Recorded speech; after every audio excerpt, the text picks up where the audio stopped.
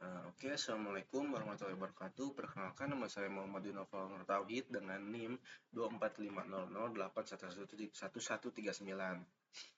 Nah, di video kali ini saya akan mendemonstrasikan dan menjelaskan sebuah proyek aplikasi berbasis GUI atau yang bisa disebut Graphical User Interface menggunakan bahasa pemrograman Java ya, yang saya lakukan di UAS pemrograman praktikum pemrograman objek 2 tadi. Nah, di situ saya kebagian aplikasi transaksi pembelian Tupperware. Yang dimana tujuan aplikasi transaksi pembelian Tupperware ini itu adalah untuk membantu kasir atau pengguna dalam menghitung total belanjaan Tupperware secara otomatis dan juga untuk memvalidasi jumlah pembayaran hingga mencetak struk transaksi hingga secara real time.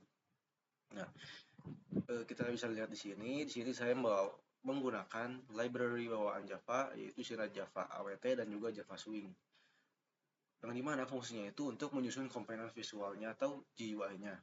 Nah, kita ke kode selanjutnya. Di sini itu ada bagian kelas transaksi Tupperware, yang dimana di sini itu saya mendeklarasikan beberapa komponen penting seperti JFrame, JText Field, dan juga JButton dan juga JText Area. Nah, di sini saya membuat beberapa JText Field seperti field barang, field jenis, field jumlah, field harga, field total, field uang terima, field kembalian, lalu ada button selesai, sama area struk. Nah, lanjut ke metodenya. Di sini ada metode tampilan transaksi. Nah, di mana di sini saya itu mengatur JFrame ini tulisannya ada transaksi pembelian Tupperware, dan juga di sini itu saya mengatur size ukurannya itu ada 400 kali 500 pixel, dan juga posisinya itu diatur di tengah layar, yang dimana ini tuh menggunakan set location relatif to 0. Oke, lanjut ke tata letak komponennya. Di sini tuh saya menggunakan grid by layout. Nah, kenapa saya menggunakan grid by layout ini?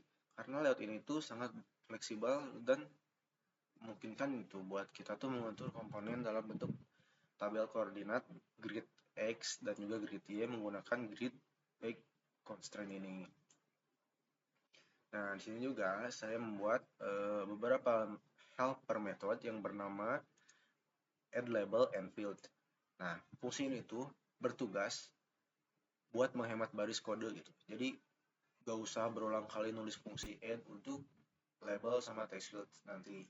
Dan terus juga, nah nanti posisi grid itu bakal menyesuaikan itu. Gak usah ngatur-ngatur manual. Nah, terus di bagian bawah form ini saya nambahin text area buat nanti itu mencetak struk dari hasil pembeliannya. Nah, di sini tuh saya buat JText area yang dibungkus sama JScrollPen. Nah, JScrollPen itu yang dimana fungsinya itu kalau nanti struknya panjang gitu, nanti jadi bisa di scroll di bagian text area buat struknya. Lanjut ke sini. Di sini saya membuat beberapa metode buat ambil field lah ya. Di sini ada beberapa kondisi. Nah, jika field barang itu nggak diisi, maka nanti tuh pokoknya nanti si program tuh bakal diharuskan si kasir tuh buat nge-input semua fieldnya sampai setidaknya satu lah. Terus nanti kalau nggak diisi, fieldnya salah satu nggak diisi, maka akan ada notifikasi buat ngisi field yang kosong. Terus kalau beberapa field nggak diisi, nanti itu bakal ada notif semua field harus diisi. Nah, jadi semuanya sama kayak gitu. Nah, untuk ini field total itu kita tuh ngambil dari harga barang sama total yang dibeli berapa. Terus di sini tuh saya setting set untuk editnya itu false. Terus ini backgroundnya tuh gray. Kenapa false? Karena total itu nanti takutnya bisa diubah-ubah. Ini yang sama. Terus lanjut ke build kembalian. Nah, build kembalian itu sama kayak biasanya. Tadi kalau 0 itu pasti harus salah satu diisi. Ini juga sama, di setnya itu false buat biar gak bisa diedit. Nah, sekarang tuh lanjut ke bagian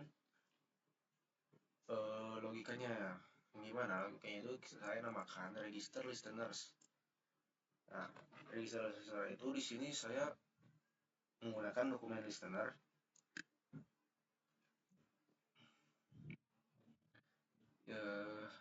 Dokumen listener yang dipasang pada field jumlah, field harga, sama field uang diterima. Ini. Terus fungsi dari dokumen listener itu buat mendeteksi setiap kali ada perubahan teks.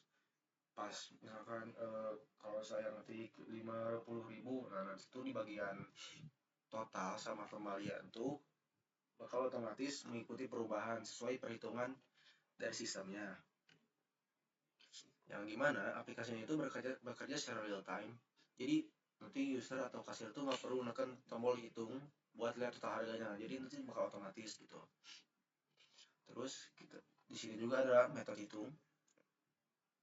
Yang dimana metode hitung itu nilai dari text field yang berupa string diambil lalu dikonversi menjadi integer melalui metode ambil int ini.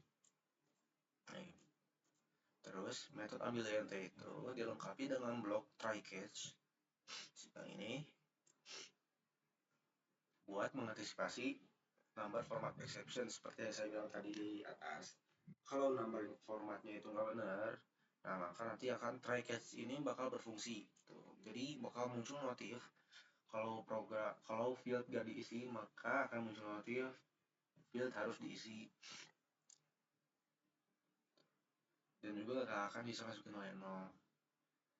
Nah, rumus yang dipakai ini sederhana ya, kayak rumus hitung-hitungan biasa, yang dimana total jumlah barang itu pas dikalikan sama harga barang. Nah, terus kembalian semua uang yang diterima itu kayak hitung-hitungan biasa. Terus ini ada metode buat cetak struk. Nah, ketika tombol selesai nanti dipencet, setelah masukin semua harga barang, total jumlah barang, ada barang apa aja yang mau dibeli. Nah, nanti tuh si tombol tuh bakal ngejalanin metode ini tampilan struk. Nah, sebelum struk cetak itu program saya itu ngelakuin 2 validasi penting. Yang pertama itu ada validasi data kosong, yang dimana program itu akan ngecek apakah nama barang jenis, jumlah, atau harga itu masih kosong atau bernilai 0. Nah, jika iya, nanti akan muncul J option pen yang berupa pesan peringatan bahwa nilainya itu masih kosong dan atau belum isi. Terus itu juga akan ada validasi uang kurang. Nah, jika uang yang diterima lebih kecil dari total harga, maka program itu nanti bakal memblokir transaksi. Juga bakal muncul pesan uang yang diterima itu kurang. Nah, jadi otomatis nanti itu struknya nggak akan tercetak. Nah, terus jika kalau kedua validasi itu udah lolos, nggak ada yang kurang, nanti variabel si string struk ini bakal disusun teks format nota belanja yang ini. Nah, ini formatnya nanti di atas kayak gini biar kayak ala struk gitu. Nah, lanjut ke jalan programnya aja.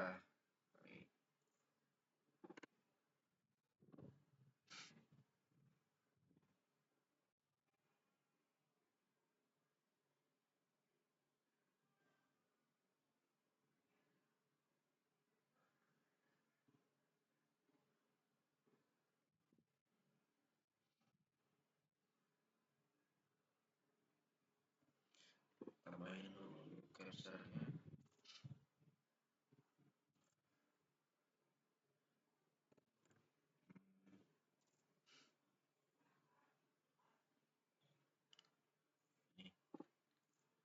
Nah, terus form saya tuh kayak gini.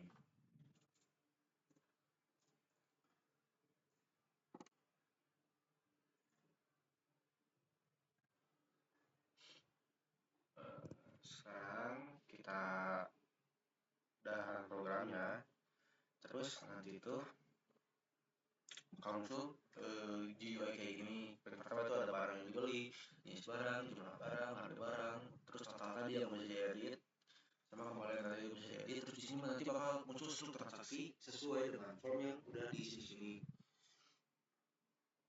Terus kita masukin datanya, misal barang yang dibeli itu Tupperware buat tumbler mungkin ya.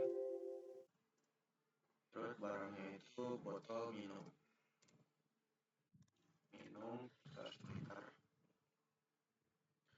Nah, untuk jumlah barang ini misalkan kita jumlahnya 2, terus kita setting berapa ya, kalau ada 75.000 misalkan. Nah, maka jadi totalnya itu menjadi 70 harga barang dikali jumlah barang. Nah, langsung totalnya ada 150.000. Nah, terus kita masukin uang yang terima dari si pelanggan itu, misalkan uangnya itu cuma ada nggak ada uang pas, nih masukin 200.000 misalkan nih, ada uang pas. Kalau masih uang pas itu maka kembali itu bakal nol, karena program itu udah ngitung. Nah, coba kalau kita masukin 200.000 ya, 200.000, nah maka bakal kembalian 50.000. Nah, terus maka kalau kita bisa selesai itu maka udah bisa, karena semuanya udah terpenuhi. Uang yang diterima pun lebih dari total pembelian. Terus coba kita kurangin total uang yang diterima itu misalkan 100.000. Nah, kemarin ini akan dihitung kalau uangnya kurang. Terus kita pas lagi selesai juga bakal ada peringatan uang yang diterima itu kurang. Terus di sini gak akan cetak. Terus kita kembaliin lagi jadi 200.000. Selesai. Nah, di sini kelihatan strukturnya. Ya kurang lebih kayak gitulah. Untuk keseluruhan itu, transaksi terpower ini itu memanfaatkan fitur dasar Java Swing. Yang dimana fitur Java Swing-nya itu kayak di sini.